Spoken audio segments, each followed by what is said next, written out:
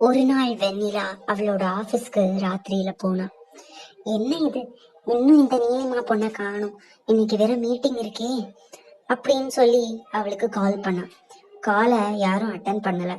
உடனே அவளோட மனசுக்குள்ள, என்ன ஆச்சு இந்த பொண்ணுக்கு, இன்னைக்கு வேற மீட்டிங் இருக்கு, இவ நமக்கு சப்போர்ட்டா இருப்பான்னு நினைச்சா இன்னும் அவளை காணும், எனக்கு ரொம்ப கோபமா வருது அப்படின்னு சொல்லி அவ வீட்டுக்கு போய் அவளை இழுத்துட்டு வந்துட வேண்டியதுதான் அப்படின்னு அவ வீட்டுக்கு போய் கதவை தட்டினா.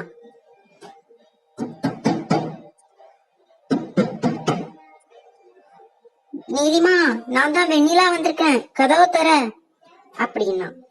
திரும்பவும் கதவை தட்டினா. அதுக்கப்புறமா அவ கதவை எப்படியோ திறந்து உள்ள போனா. அங்க ஒரு இடத்துல நீலிமாவோட பணம் தொங்கிட்டு இருந்துச்சு. அதை பார்த்து அவ ஷாக் ஆகி போலீஸ்க்கு கால் பண்ணா.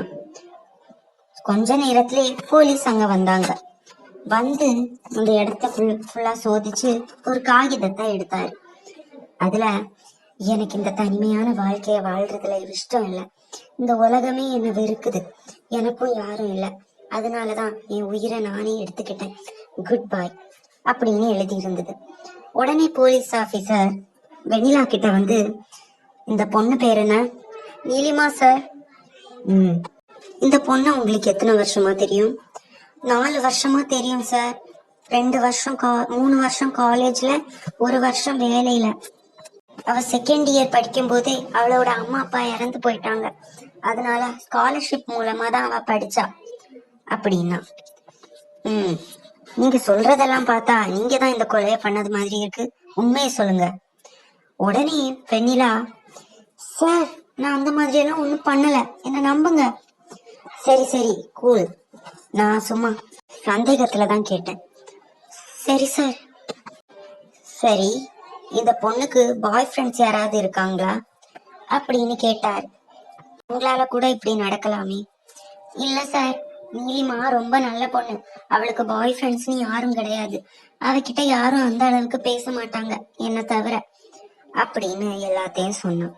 உடனே, ஆமா நீங்க சொல்றத பார்த்தா இது சூசைட்னு நினைக்கிறேன் அப்படின்னு அவரை அங்க இருந்து அனுப்பிட்டார். அதுக்கப்புறம் அத சூசைட் கேஸ்னு அந்த கேஸ மூடிட்டாரு.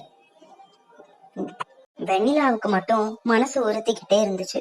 அவ ஒரு நாள் ராத்திரி அவ வீட்டுல தூங்கிட்டு இருக்கும்போது, வெண்ணிலா எந்திரி எந்திரி அப்படின்னு ஒரு பேய் வந்துச்சு.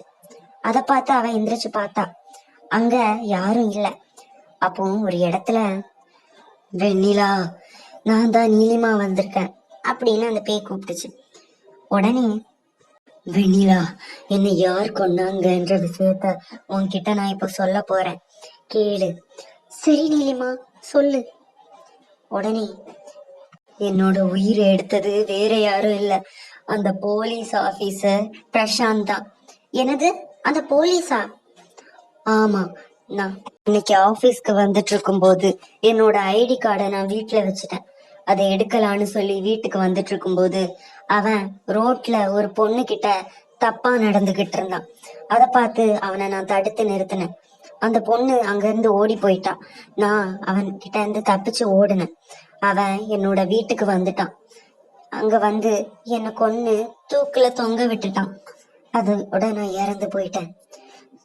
நிஜமாதான் சொல்றியா? அவன் எதுக்கு உன்னை கொல்லணும்? நான் காலேஜ் படிக்கும்போது அவன் என்ன லவ் பண்ணான், காதலிக்கின்ற பெயர்ல டார்ச்சர் பண்ணான். நான் காலேஜ்ல சொன்னேன், அவங்க அவனுக்கு டிசிய கொடுத்து அனுப்பி விட்டுட்டாங்க. நான் அப்படி 2 வருஷம் சந்தோஷமா தான் இருந்தேன். அதுக்கப்புறமா அன்னைக்குதான் அவன் என் வாழ்க்கையில வந்தான். வந்து என்ன கொலை பண்ணிட்டு போயிட்டான். அந்த கதையை சொல்றேன் அப்படின்னா. அதோட மட்டும் நிறுத்தாம என் கையால அந்த போலி காகிதத்தை எழுத வச்சான். அப்படியா, என்ன ஆச்சுன்னு சொல்லு. சரி இதோ சொல்றேன் கேளு. நான் அன்னைக்கு என்னோட வீட்டுக்கு வந்தப்போ, இங்க பாரு நீலிமா, நான் உன்னோட அப்பா அம்மாவையும் நான் தான் கொன்னேன். ஆனா நான் நினைச்சிருந்தா உன்னை கொன்னு இருக்கலாம். ஆனா நான் உன்னை காதலிக்கிறேன், அதனாலதான் உன்னை என்னால கொல்ல முடியல அப்படின்னு சொன்னான். அதுக்கு நான், காதலும் இல்ல கத்திரிக்காவும் இல்ல. முதல்ல இந்த இடத்த விட்டு போ. நான் இங்க இருந்து போகணும்னா நான் சொல்றத நீ செய்யணும் அப்படின்னு என் கையால அந்த காகிதத்தை எழுத வச்சான். அதுக்கப்புறமா என்ன கொன்னு ஃபேன்ல தொங்க விட்டுட்டு அங்க இருந்து அவன் ஓடி போயிட்டான். அவனை நான் கொல்லணும்னு நினைச்சேன். ஆனா என்னால அதை தனியா பண்ண முடியாது. உன்னோட உதவியும் எனக்கு வேணும். அவன் எங்க இருக்கான்னு கூட எனக்கு தெரியாது. அப்படியா? ஆமா, எனக்கு அந்த உதவிய மட்டும் நீ பண்ணணும். உடனே நீ வெண்ணிலா சரி வா அப்படின்னு சொல்லி பிரசாந்த் வீட்டுக்கு கூட்டிட்டு போய், என்னாச்சுமா, எதுக்காக இப்போ இங்க வந்த?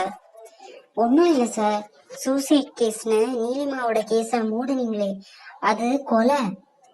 உடனே அவன், என்னது, அது கொலையா? யார் பண்ணது? என்ன சார் இப்படி ஒன்னும் தெரியாதது மாதிரி நடிக்கிறீங்க? நான் உங்களுக்கும் அது யார் பண்ணதுன்னு தெரியும். உடனே அவன், யார் அது, யார் அந்த மாதிரி கொலையெல்லாம் பண்றது அப்படின்னா, நீங்க தான் சார், நீங்க தான் அந்த கொலைய பண்ணீங்க, எனக்கு எல்லா உண்மையும் தெரிஞ்சிடுச்சு அப்படின்னு அவன்கிட்ட சொன்னான். உடனே அவனுக்கு கோபம் வந்து, ஏண்டி அவளை போட்டு தள்ளினது மாதிரி உன்னையும் போட்டு தள்ளணுமா, இருடி வரேன் அப்படின்னு சொல்லி அவளை திட்டிட்டு இருந்தான். ஒரு கட்டத்துக்கு மேல அவனுக்கு ரொம்ப கோபம் வந்துச்சு. அவன் கழுத்தை நெரிச்சான். அப்போ பின்னாடியில இருந்து அந்த பேயும் அவனோட கழுத்தை பிடிச்சு நெரிச்சுது. உடனே அவன் அவனோட கைய விட்டுட்டான். யாரது, என்ன விட்டுருங்க, என்ன விட்டுருங்க அப்படின்னு கத்தனான்.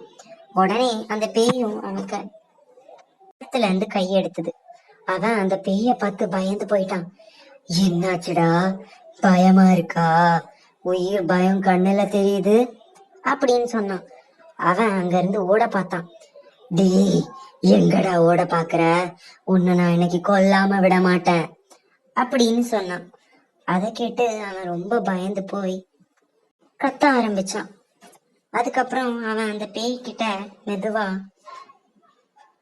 பேயே, என்ன தயவு செஞ்சு விட்டுரு, நான் பண்ணதும் தப்புதான், அதை நான் ஒத்துக்கிறேன்.